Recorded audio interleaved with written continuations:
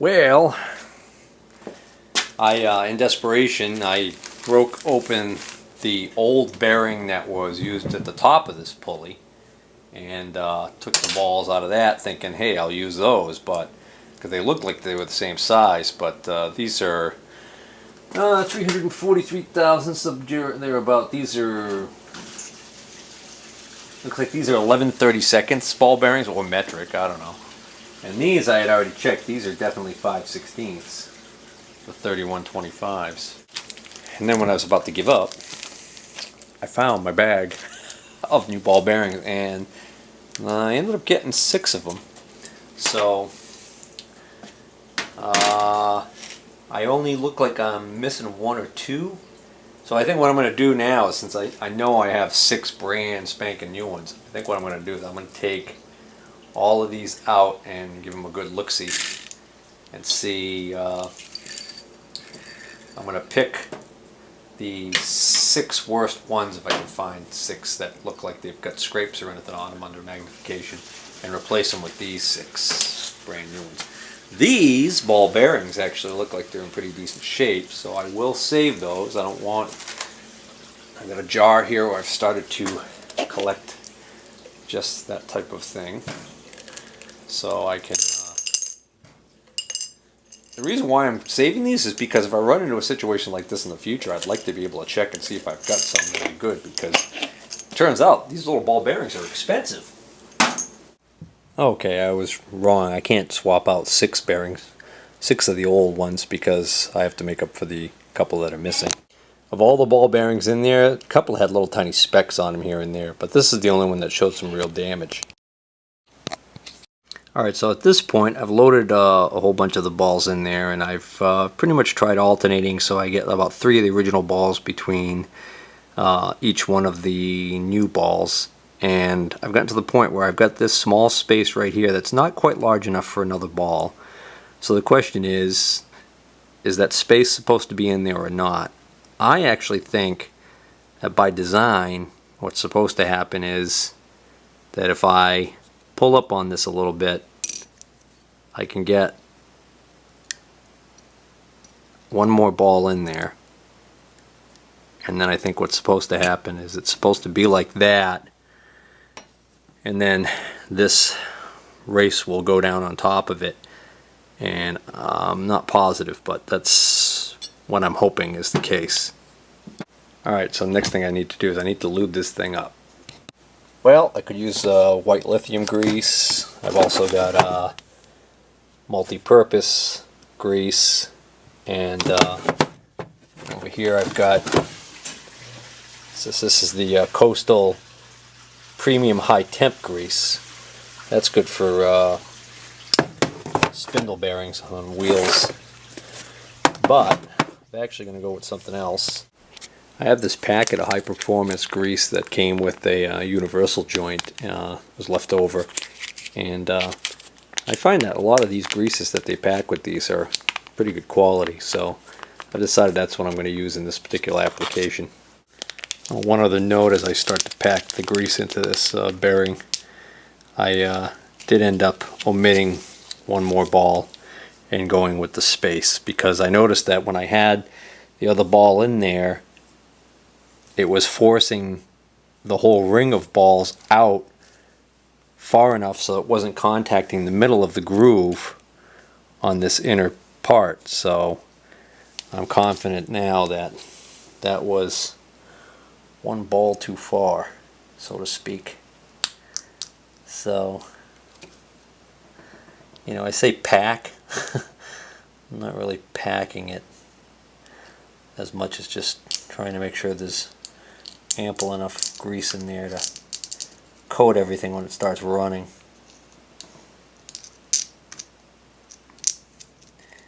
If this was a typical bearing with a cage, I would pull the cage and the balls out as an assembly and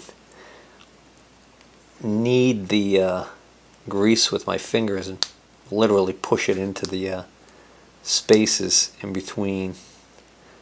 I'm afraid the best I can do here is just kind of use this plastic bag that this grease is in as a sort of almost like a piping bag that a pastry chef might use, and load that cup up with grease. Now, hopefully, when I put the other ring on, it'll have the effect of pushing the grease, some of it anyways, into any of the voids I have missed.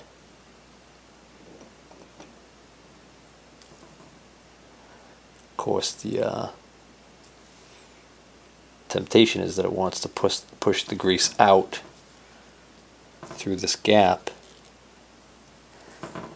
But hey, them's the brakes.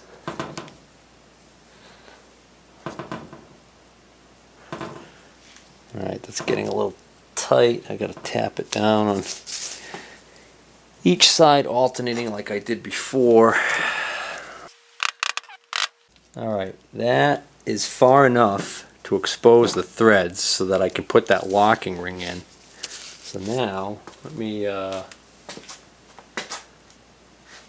the locking ring over here in the sink. I soaked it with some 3M engine degreaser. As far as which side of this thing faces up and which side faces down, they actually look, well, the band on this side is, the machined area on this side is a little narrower than on this side. So really the only thing I can go by is I can see my marks where I was using a punch to drive this thing to loosen it, and it looks like, yeah, I was definitely, this is the side that was facing up. So I'm going to put this back together. It's the way it came apart, because I'm pretty sure that, well, actually I have no way of knowing whether or not this has ever been apart or not, but I'm just going to go on the assumption that it was together the right way before I took this out. Alright, so now, $1,000,000 question is, how tight do I want this thing to be? Well, definitely tighter than that, because right now I can just push that whole thing up. Remember, it was really sloppy in there when I first took this apart. This was able to just flop up and down, and I figured that was wrong. I have to excuse me, I'll have to get a couple of pins, drill bits or something to stick in there. Alright, I tightened this down, and of course grease squeezed out, to the point where I didn't really have to torque down on it, but to the point where it's kind of tight, and I can feel when I push on this inner part here that it no longer is able, it doesn't have any free play up and down. So that, I could leave it right there. Problem is now I got grease on the inside there. It's kind of even hard to tell whether or not that's turning freely or not at that point. It's kind of tricky because I could press this onto here and try it. Problem is, when this is pressed onto here, you can't install it in the drill press. And in other words, there isn't enough room, pretty sure. Let me just put this down for a second. But in other words, this cap assembly goes in on this side and screws down here. And so this is going to go in here. So the only way I'm going to get this in is if I put this in first. Grease on my glove. There. I really don't want to get grease on these pulleys where the belt's supposed to ride, so I'll take the glove off. Alright. Get this stuff. Alright, let's see. Put this in here. This is going to have to come in like this.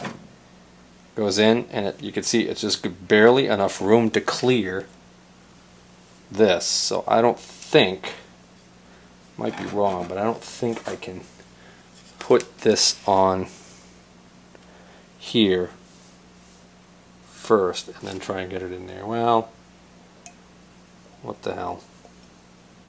You know what? I'm going to clean this area up on the wire wheel some because it's got a little bit of damage. and make my life a little easier. I might even grind a bevel on the edge of this. Alright, so I'm taking another look at things here. I want to see whether or not, if I get this. Let's see if I pull. I'm going to quit here tonight because I took the cap off, because I'm going to have to put this in the press. Press this inner race onto that shaft.